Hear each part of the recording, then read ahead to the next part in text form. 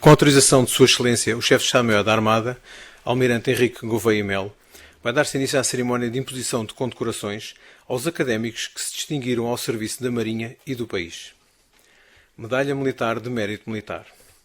A Medalha de Mérito Militar destina-se a galardoar os militares que revelem excepcionais qualidades e virtudes militares pela afirmação constante de elevados dotes de caráter, lealdade, abnegação, espírito de sacrifício e de obediência e competência profissional. Vai ser condecorado com a Medalha Militar de Mérito Militar, primeira classe, o seguinte militar: Contra-Almirante Luís Augusto Roque Martins.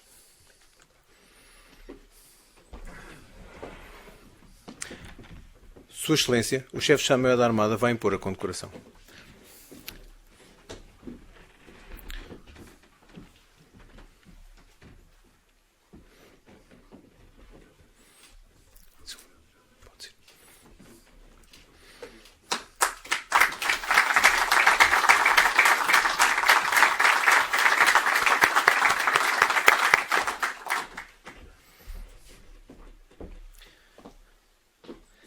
Medalha Militar da Cruz Naval.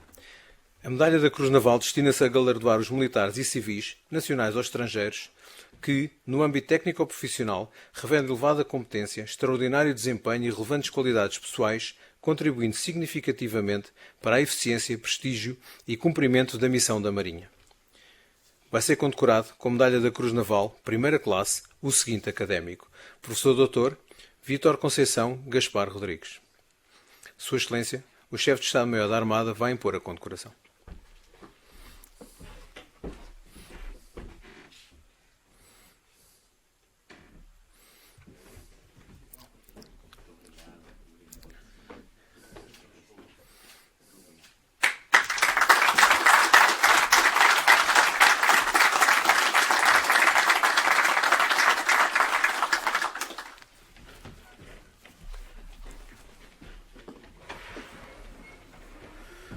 Está encerrada a cerimónia de imposição de condecorações.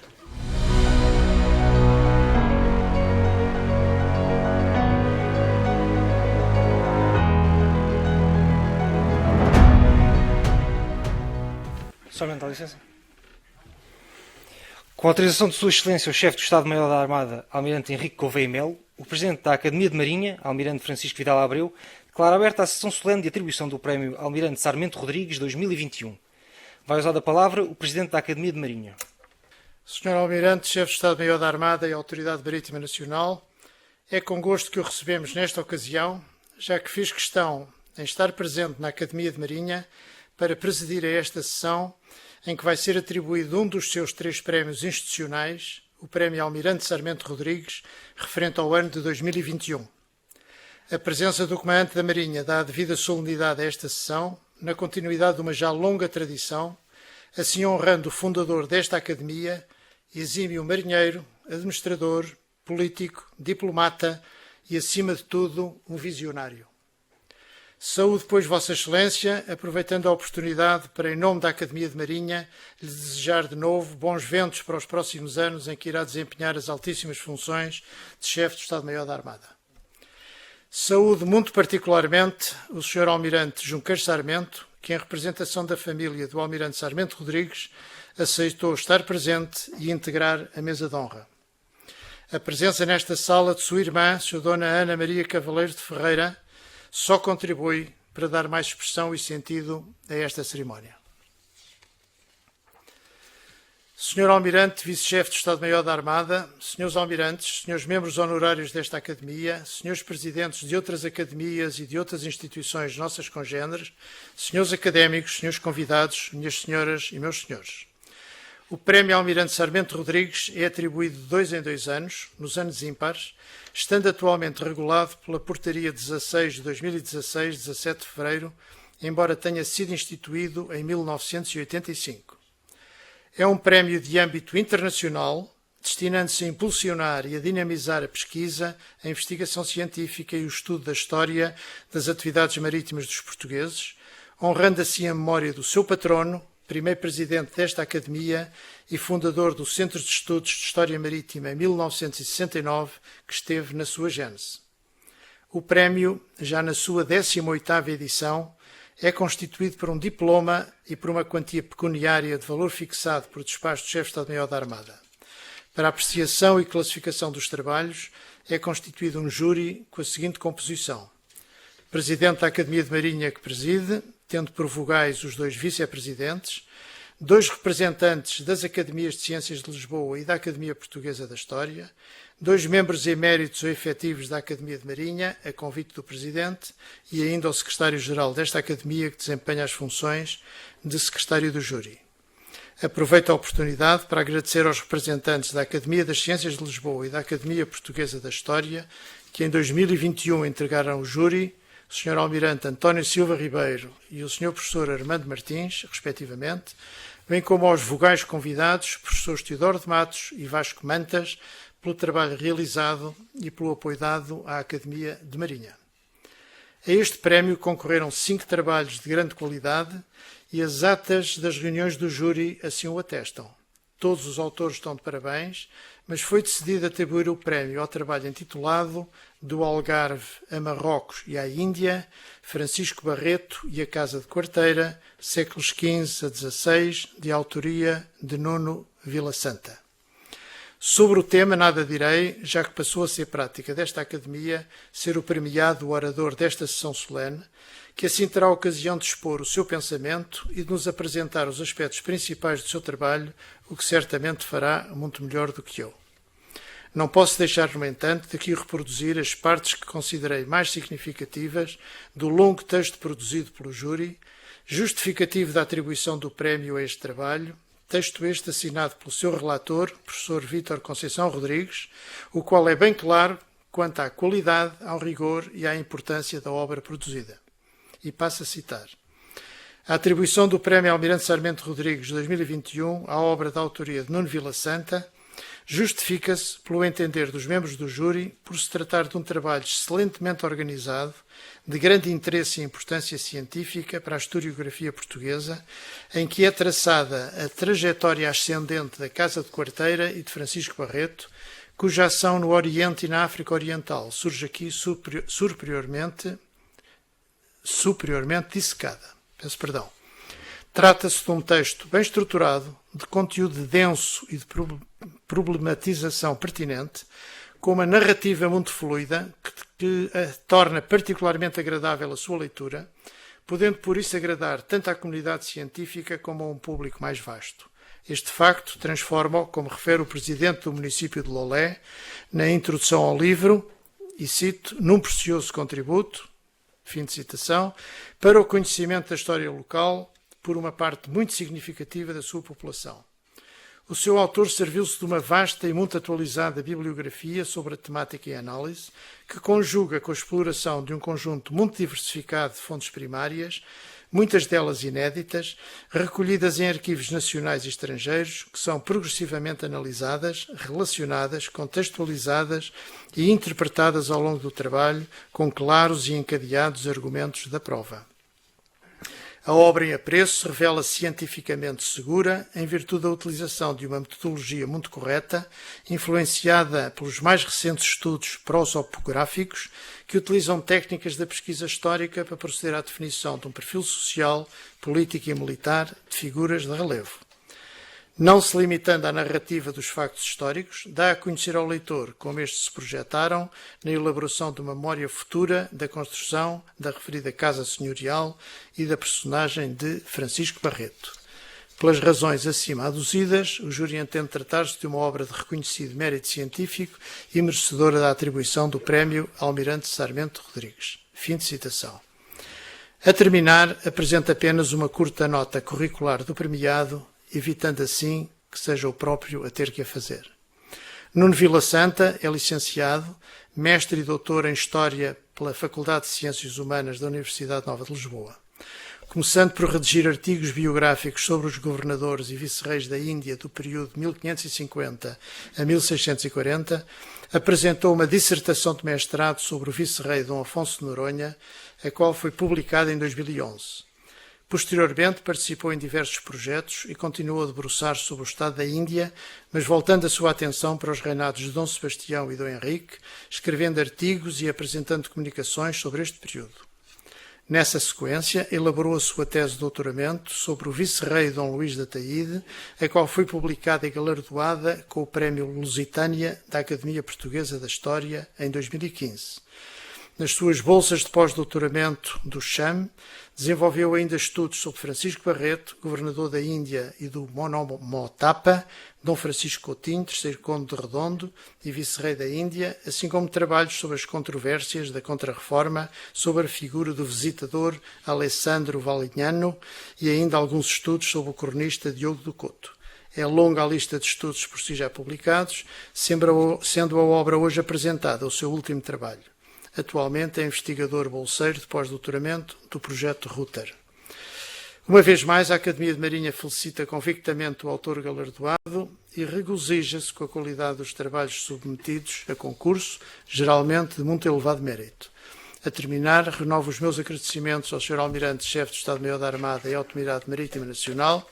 e a todos, senhoras e senhores, académicos e convidados que nos quiseram honrar com a vossa presença. Muito obrigado.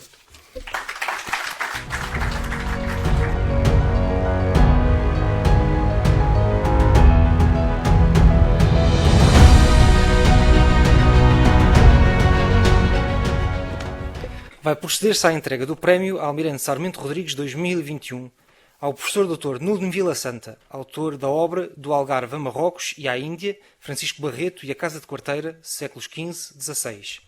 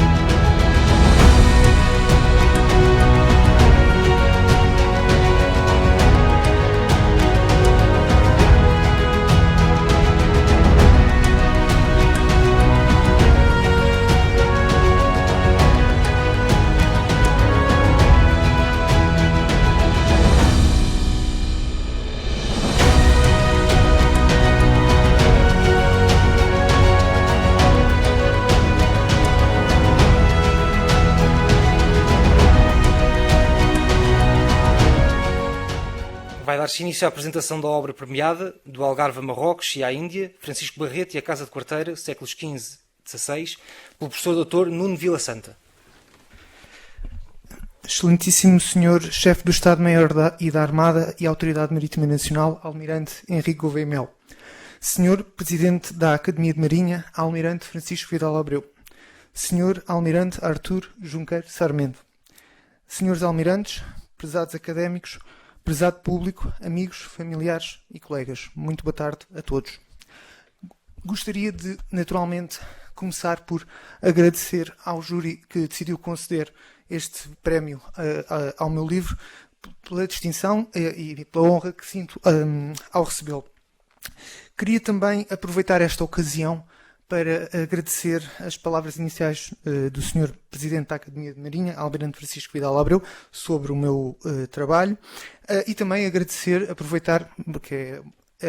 penso que esta ocasião também é adequada para isso, para agradecer a minha recente inclusão como membro desta Academia. Depois, gostaria também de agradecer muito brevemente ao Dr. Vítor Aleixo, que, como foi aqui mencionado, Presidente da Câmara Municipal de Lolé, foi quem me impulsionou, de facto, a escrever este livro e a ele, literalmente, devo a concretização deste livro, na medida em que, apesar de estar nos meus planos a sua escrita durante muito tempo, foi o pedido do Sr. Presidente da Câmara Municipal de Lolé, assim como todo o apoio que me foi prestado por parte da Câmara Municipal de Lolé para a sua publicação, que permitiu que hoje aqui possamos estar. Gostaria também de agradecer à professora Ana Paula Avelar, que foi a minha orientadora quando, no tempo em que estive no CHAM, desenvolvi as primeiras investigações precisamente sobre Francisco Barreto, e também ao CHAM, por me ter concedido as condições para o fazer, naturalmente, e, portanto, se hoje aqui estou, também há aqui uma certa responsabilidade da professora Ana Paula Avelar, e esse agradecimento penso que também deve ser aqui registado. Depois, por fim, gostaria também de agradecer a presença de alguns familiares e, sobretudo, dos meus colegas do Projeto Rotary, em particular do professor Henrique Leitão. Bom, para apresentar a obra, eu gostaria de começar por explicar muito brevemente o título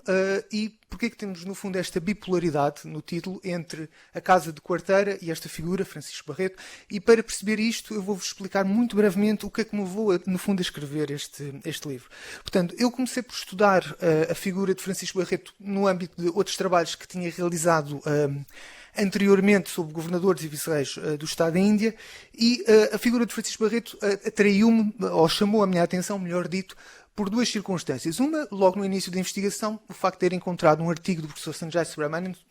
sebejamente conhecido de todos vós, onde ele adjetivava a governação de Francisco Barreto como a de um governador expansionista. E, por outro lado,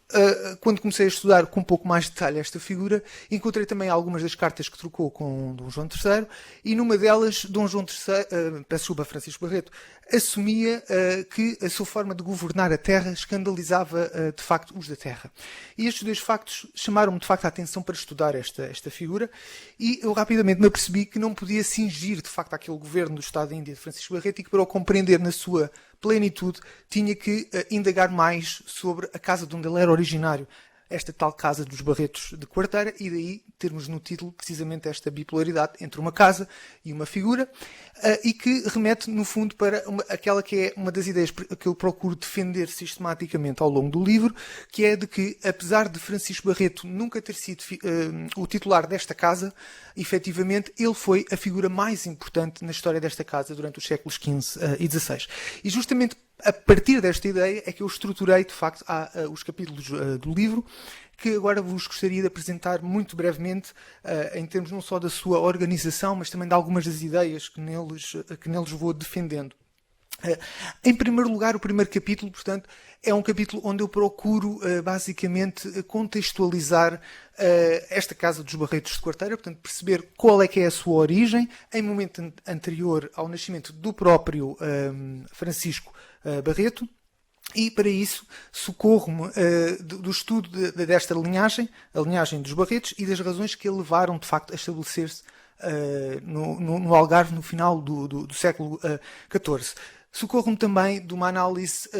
relativa à estrutura patrimonial da casa e às alianças matrimoniais que esta casa foi entretecendo, no que começa por ser um tripé muito bem definido, que é a quarteira onde a casa recebe o morgado, que dá o nome à casa, depois Lolé e, por fim, Faro, onde recebe a alquedaria mor, para então analisar como é que esta casa, que começa com este tripé claramente, digamos assim, regional, começa a ampliá-lo e a exercer poderes a uma escala, digamos assim, mais algarvia, do reino algarvio propriamente dito. E isso, portanto, tem vários episódios aqui associados, em particular a utilização que a casa faz da frontaria mor do Algarve desde do início do século XV, e particularmente o facto da casa se conseguir socorrer muito bem do processo de expansão portuguesa no Norte de África, colocando-se sempre em posição de providenciar socorros para as praças portuguesas no Norte de África, e que lhe vão permitindo, de facto, afirmar-se crescentemente como uma das maiores casas, ou das mais importantes casas da nobreza algarvia. E é exatamente nessa lógica que chegamos ao momento que, de alguma forma, consuma exatamente esse papel, que é quando, em 1513, Dom Manuel I decide nomear o titular da casa, que à época era o pai de Francisco Barreto, como vedor da fazenda do Algarve, associando essa nomeação à sua indigitação também para a Capitania das Amor, que na altura foi conquistada, não é? E, portanto, Francisco Barreto seria o seu primeiro capitão. Apesar de ter, de facto, tido uma capitania bastante controversa, o que importa aqui realmente destacar é esta nomeação para a vedoria da Fazenda do Algarve, porque ela é o reconhecimento por parte da coroa, de facto, do poder que esta casa tinha acumulado no Algarve até então, e sobretudo desta situação privilegiada de ser, de facto, a casa algarvia que estava em condições de providenciar os socorros para o Norte de África, em particular num momento de expansão como era o início do reinado de Dom Manuel. Acontece que, como também é sabido de todos, o processo de retrocesso da presença portuguesa em Marrocos vai de alguma forma forçar a Casa a repensar um pouco a sua estratégia de serviços à monarquia, na medida em que não poderá apenas focar-se em Marrocos, e aí precisamente vai entrar a figura de Francisco Barreto, o protagonista, entre aspas, deste livro. E aqui o que eu gostaria de começar por destacar já num segundo momento, que é o segundo capítulo, é de facto o papel que esta casa começa a ter a partir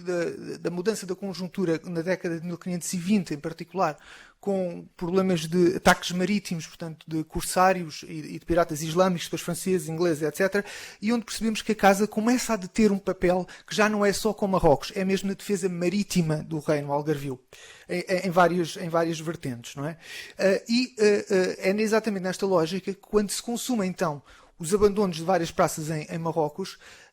Francisco Barreto é um dos membros desta casa, como secundogénito, que de facto vai ser utilizado por parte da casa para iniciar uma nova estratégia de serviços da Casa à Coroa, em particular partindo para o Estado da Índia. E, portanto, quando ele parte para o Estado da Índia, ele vai ter uma longa carreira até chegar, de facto, a governador, e como eu procurei defender por variadas razões, parece-me que há do lado do próprio Francisco Barreto, mas também da própria Casa, uma estratégia muito, muito clara de que um dia Francisco Barreto pudesse estar em condições de realmente vir a suceder na governança do Estado da Índia como sucedeu. E é por essa razão que eu analiso então essa carreira de 7 anos que Francisco Barreto teve à frente no Estado da Índia, para então chegarmos ao momento de colocar, entre aspas, um pouco aqui à prova, essa tal afirmação do professor Sanjay Subramanian de Francisco Barreto como um governador expansionista. Começando por perceber desde logo a surpresa que foi a sua sucessão em 1555, surpresa que, na minha opinião, não terá sido para o próprio, mas terá sido, de facto, para os contemporâneos, como algumas fontes, aliás, o demonstram. E, no segundo momento, como é que, então, Francisco Barreto governa, e explicar então como é que chegamos a essa carta dirigida a Dom João III, onde ele diz que tinha perfeita noção, portanto, que governava a terra de uma forma que escandalizava os seus súbditos, no fundo. E colocando então aqui um pouco esta questão do governador expansionista, é óbvio que quando começamos a detalhar um pouco este governo de Francisco Barreto, algo que procurei de facto fazer,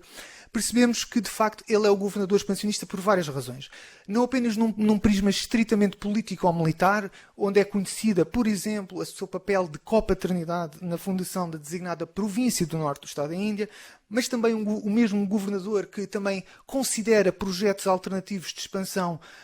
em regiões que à época não eram propriamente as mais prioritárias, como por exemplo Madagascar, ou como por exemplo a jornada ao sultanato Achem, por exemplo, ou até no limite o apoio que dá ao próprio estabelecimento dos portugueses em Macau e a aposta que se segue, não é?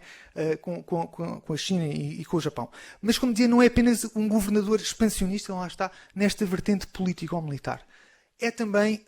um governador que decide ser expansionista porque percebe a fase ascensional que a presença portuguesa na Ásia está a ter naquele momento para encetar um conjunto de reformas para as quais não procura, de facto, o prévio consentimento de Dom João III. E, ao fazê-lo, acaba por gerar oposições, e daí a tal carta que, como mencionei, ele dirige a Dom João III, em que assume exatamente essas oposições e tem consciência, portanto,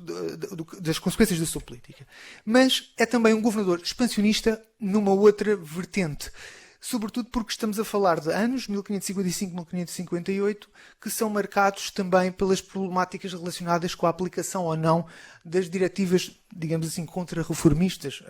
no Estado da Índia. E Francisco Barreto aqui não se coíbe de incumprir uma das principais ordens que Dom João III envia para a Ásia, que é a organização da jornada da Etiópia, preparada durante anos por Dom João III, e que Francisco Barreto, na hora, portanto, da verdade de fazer partir a expedição, obstaculiza. E isso gera um enorme conflito com as autoridades jesuítas que tinham sido entre outras enviadas também exatamente para concretizar esta missão, mas é apenas o primeiro capítulo deste episódio, de facto muito importante, de conflito com os jesuítas e que vai ter o seu epicentro maior na conhecida devassa, primeira devassa contra os judeus e cristãos novos de Coxim e de Goa, à qual Francisco Barreto se opõe, ou procura obstaculizar novamente, e isto leva à acusação de que Francisco Barreto se pretende opor ao futuro estabelecimento da Inquisição no Estado da Índia. Ora, esta lógica conflitual vai obrigar o próprio Francisco Barreto, de alguma maneira, a retroceder um pouco, considerando também o impacto que estas posições que ele assumia poderiam ter junto da sua carreira e da sua avaliação junto da coroa, naturalmente, mas também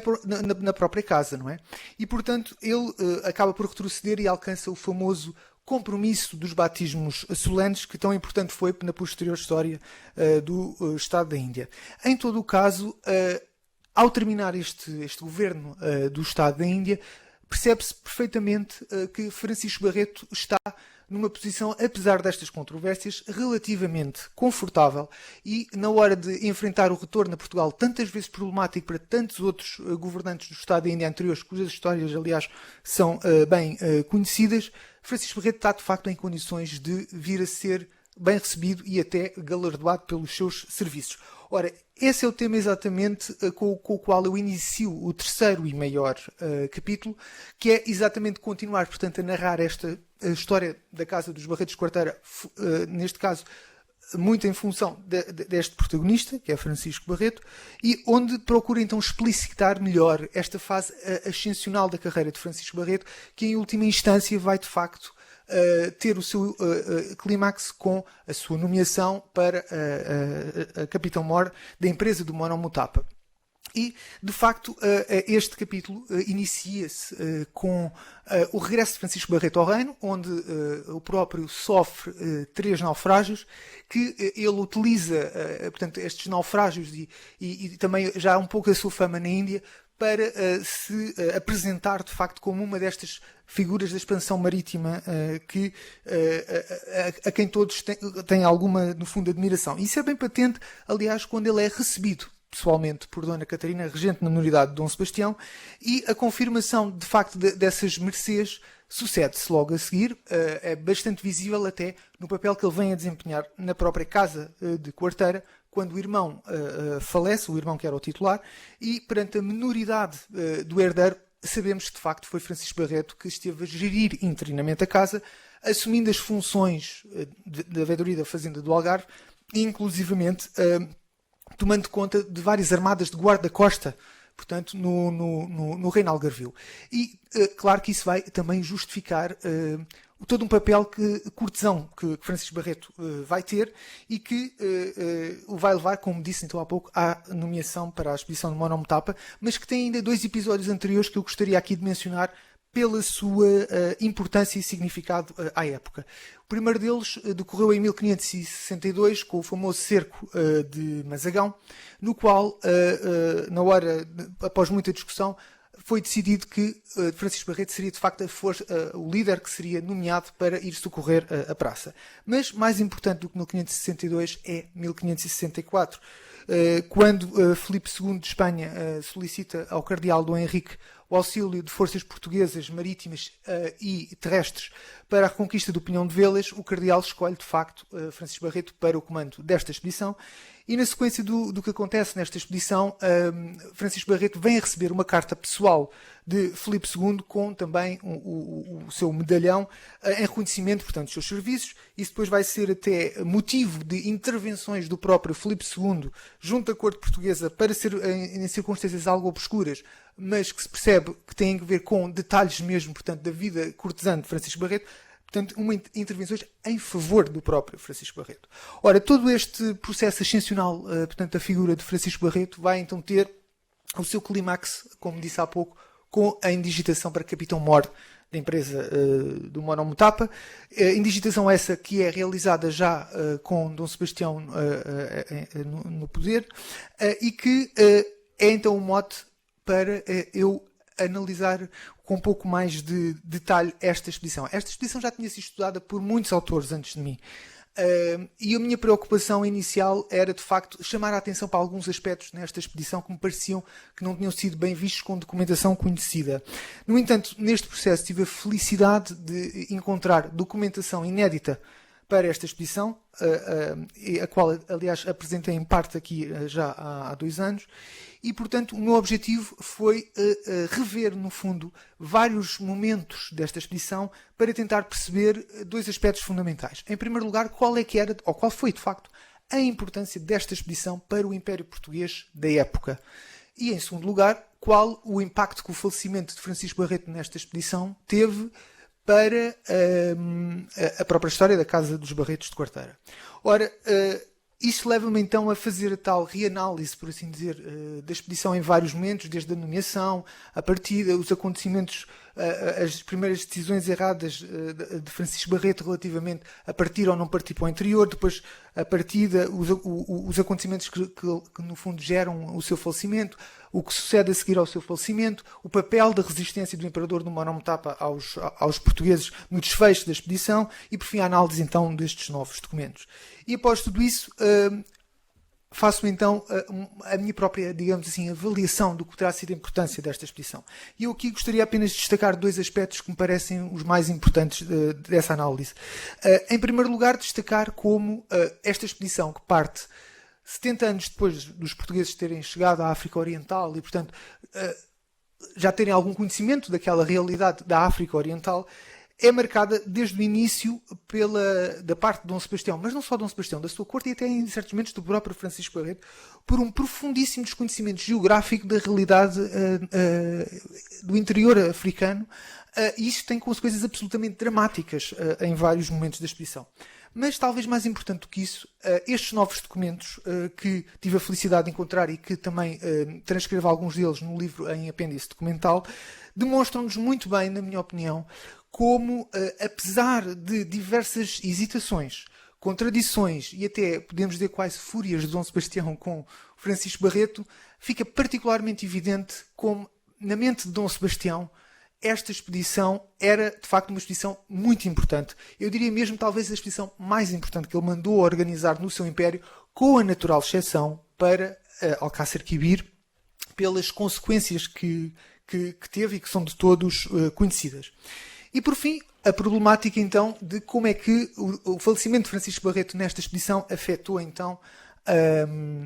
a história posterior da casa. É aquilo que trato precisamente no 4º e último capítulo, onde procuro demonstrar como houve, de facto, esse impacto negativo na história da Casa de Quarteira, na medida em que, nesse exato ano em que Francisco Barreto falece na distante costa oriental africana, quando Dom Sebastião visita o Algarve no âmbito da sua conhecida a deslocação ao Algarve e ao Alentejo também em 1573, e é recebido pelo titular da casa e hospedado pelo titular da casa nos domínios da casa em Quarteira, Lolé e Faro, é exatamente aí que se inicia um ponto simbólico de retrocesso da casa, porque na sequência desta deslocação Dom Sebastião decide recriar um cargo que já tinha existido, o de governador do Algarve, e ao indigitar o primeiro governador do Algarve, Dom Sebastião basicamente esvazia as funções que a casa vinha exercendo no Algarve por via da vedoria da fazenda do Algarve, o que naturalmente não só gera protestos da casa, mas gera também, obviamente, tentativas por parte da casa de recuperar o poder que no fundo tinha perdido. Em todo o caso, a casa não vai ter muito sucesso, pelo menos neste final do século XVI, em recuperar esse poder que tinha detido até então. Primeiro porque vários membros da casa falecem em Alcácer Quibir, depois porque há problemas de sucessão na casa e, por fim, porque a casa nunca é nomeada até ao final do século XVI para o governo-geral do Algarve, como seria expectável com toda esta experiência acumulada que a casa, de certa forma, tinha. E, portanto, este processo de declínio torna-se algo evidente, por exemplo, quando a casa incumpre um dos seus deveres fundamentais, que era, enquanto alcaide dos Mores de Faro, a defesa de Faro perante o ataque inglês de 1596, e que vai levar a que, precisamente nessa ocasião, Francisco Barreto seja relembrado como a figura da casa que, caso estivesse viva, não teria permitido que esse nefasto acontecimento tivesse sucedido. Ora, para concluir, eu gostaria de destacar aqui duas ideias. Em primeiro lugar, a importância, de facto, desta vedoria da fazenda do Algarve, exercida pela Casa, e que, enquanto de facto não tivermos um estudo articulado do que foi a atuação destes governadores gerais do Algarve, nomeados a partir de Dom Sebastião, nunca poderemos ter as certezas absolutas de que esta veredoria da Fazenda do Algarve não foi uma espécie de ensaio para essa criação desse cargo. Porque, à partida, de facto, quando olhamos para aquilo que foi o exercício prático por parte desta Casa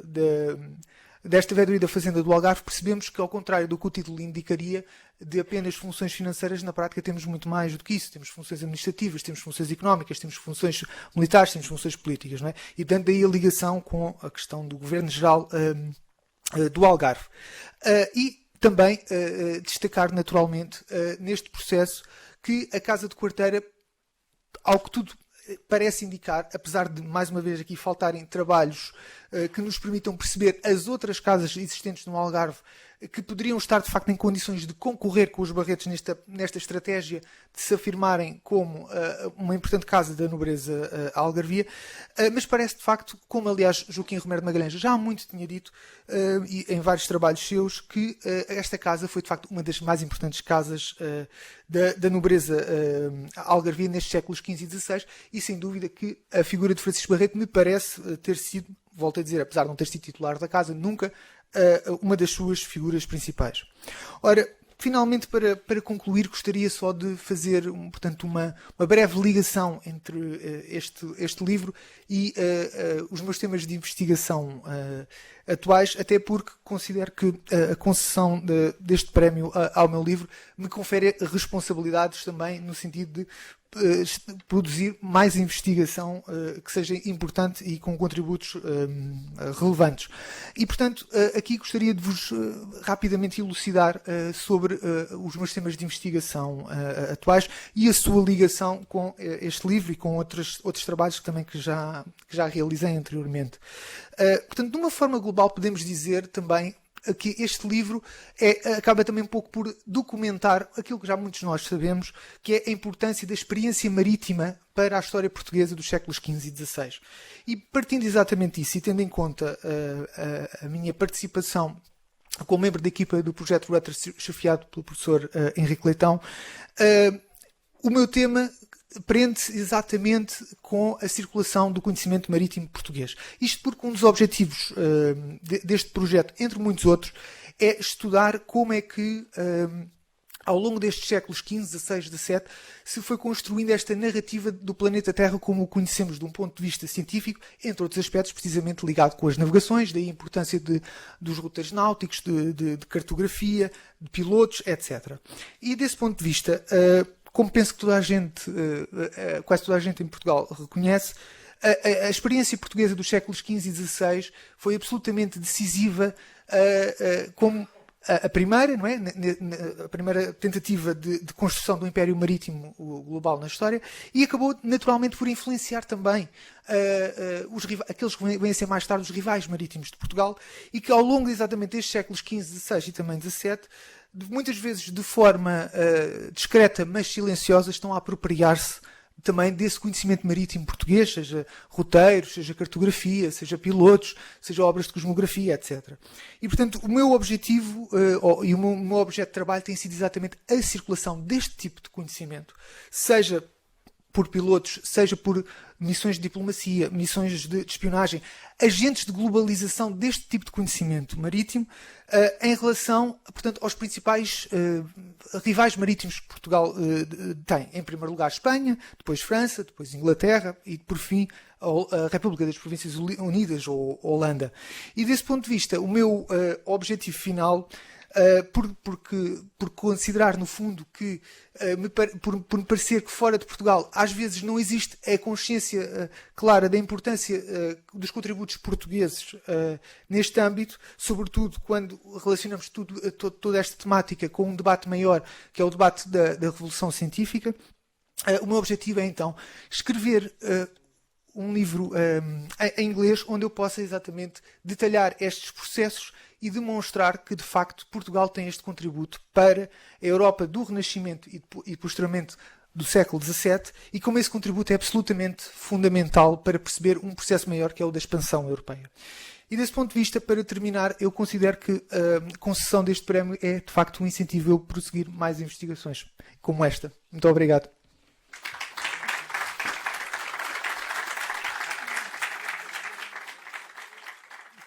Com a autorização de Sua Excelência o Almirante-Chefe do Estado-Maior da Armada, o Presidente da Academia de Marinha declara encerrada a sessão solene.